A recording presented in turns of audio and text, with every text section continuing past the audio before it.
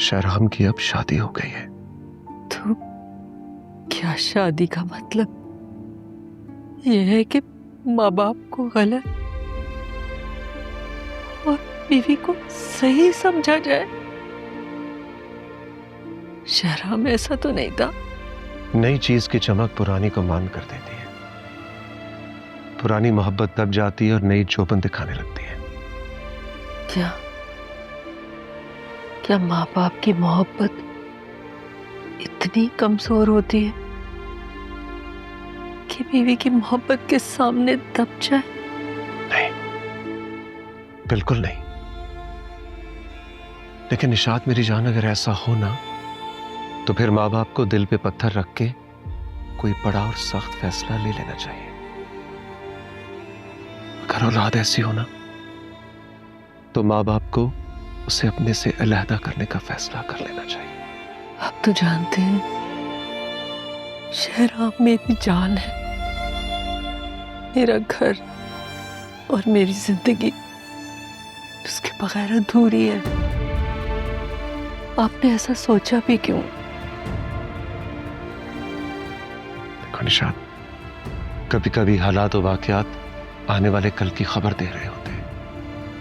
मुझे जो नजर आ रहा है वही कह रहा हूं। मेरे जीते जी ऐसा नहीं हो सकता। मैं ऐसा होने नहीं दूंगी। मुमकिन है कल को तुम ये सब खुद करने पे मजबूर हो जाओ। नहीं, ऐसा कभी नहीं होगा। मैं शहराम के बगैर मर जाऊंगी। निशात,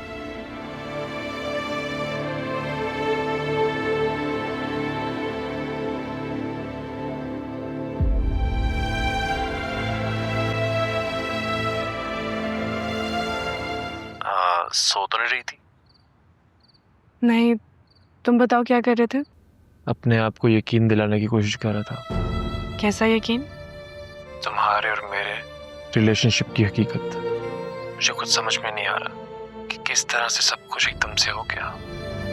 अब देखो ना, हम दोनों दोस्ती से लाइफ पार्टनर्स बनने जा रहे हैं। क्योंकि लाइफ बहुत अनप्रेडिक्टेबल होती है। जो हम सोचते हैं वो बिल्कुल नहीं होता, और जो हो जाता है वो हमने कभी सोचा नहीं होता।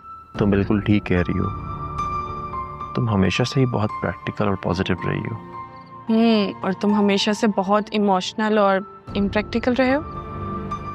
यही सोच रहा था, कैसे मेरे साथ गुजारा करोगी। तुम्हें क्या लगता है? गुजारा कर ही लोगी तुम, क्योंकि तुम मेरी तमाम अच्छाइयों, बुराइयों और कमजोरियों को सब जानती हो। अगर मैं ये सब कुछ ना भी जानती होती तो तब भी मैं तुम्हारे साथ गुजारा कर लेती। एक वजह से। वो क्या? अभी बिल्कुल भी नहीं, शादी के बाद बताऊंगी। अब तुम मुझे सस्पेंस में डाल रही हो। सस्पेंस से ही तो लाइफ में थ्रिल आता है। बता दो। अभी नहीं, कह दिया ना शादी के बाद बताऊंगी। इसका मतलब है अब शादी जल्दी करनी पड़ेगी। क्या इस सीक्रेट को जानने के लिए? यूं ही समझो। अच्छा, अब तुम बताओ, तुम कैसा फील कर रही हो? और प्लीज सच सच बताना, गोल मोल जवाब मत देना। क्या सुनना चाहते हो तुम? तुम्हारे दिल की बात। मैं बहुत खुश हूँ। Thank you. और तुम? मुझे भी अच्छा ही लग रहा है। सिर्फ अच्छा? नहीं, बहुत अच्छा।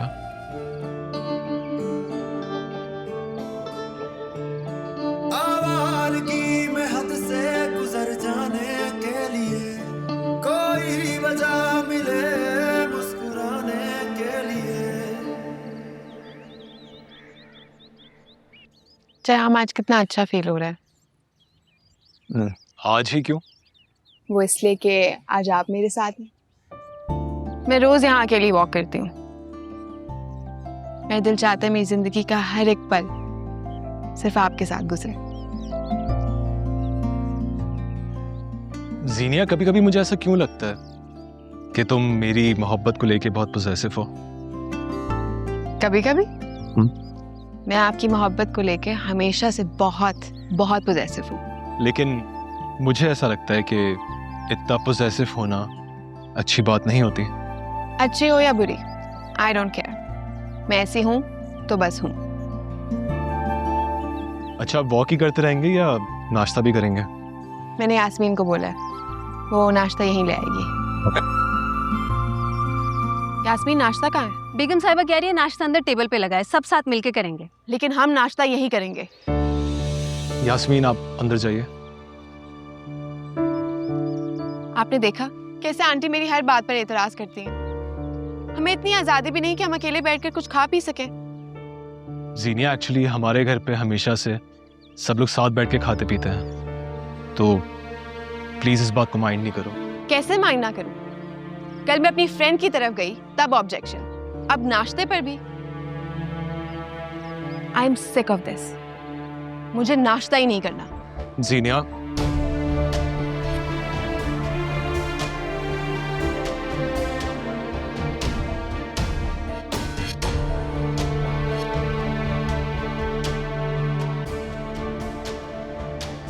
यास्मीन, तुमने नाश्ते का बताया उन्हें? जी मैंने बताया था, लेकिन भाभी तो नाराज हो गई। नाराज? किस बात पे? अच्छा ठीक है, तुम जाओ। नाराज हो गई? क्या हुआ है अब? क्या मतलब?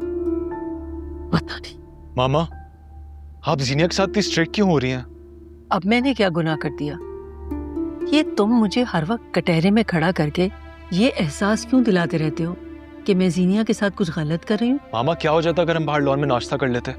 कितनी खुश थी वो। तुम्हें सिर्फ जीनिया की खुशी और नाराजगी की फिक्र है। हमारे घर के कुछ तौर तरीके हैं, क्या तुम नहीं जानते? मैं अच्छी तरह जानता हूँ, लेकिन जरूरी नहीं है उनको हमेशा फॉलो किया जाए। जिंदगी के दायरे को इतना महदूद मत करें कि उसमें सांस लेना भी मुश्किल हो जाए। शहराम, जब कोई नया शख्स किसी घर में आता है तो उससे उस घर के तौर तरीके अपनाने होते हैं, ना कि उन तमाम घर वालों को उस एक शख्स के।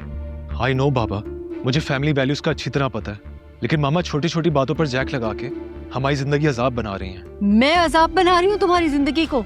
तो फिर इन सब पाबंदियों का मकसद क्या हुआ? यास्मीन, यास्मीन, अब इन लोगों का नाश्ता और खाना इनके कमरे में पहुंचाया करो।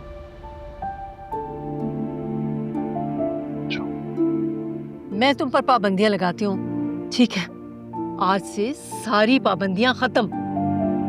मामा, अब तो आप छोटी छोटी बातों का इतना बड़ा इशू बनाने लग गई हैं। ग्रेट।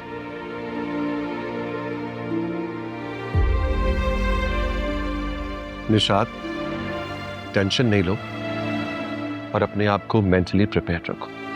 किस बात के लिए? नाश्ता करो और जियो और जीने दो की पॉलिसी पे अमल करो। इतने इल्जामात सुनने के बाद मैं क्या आराम से जी सकती हूँ? आप भी हर बात को बहुत लाइटली लेते हैं। Fruits please.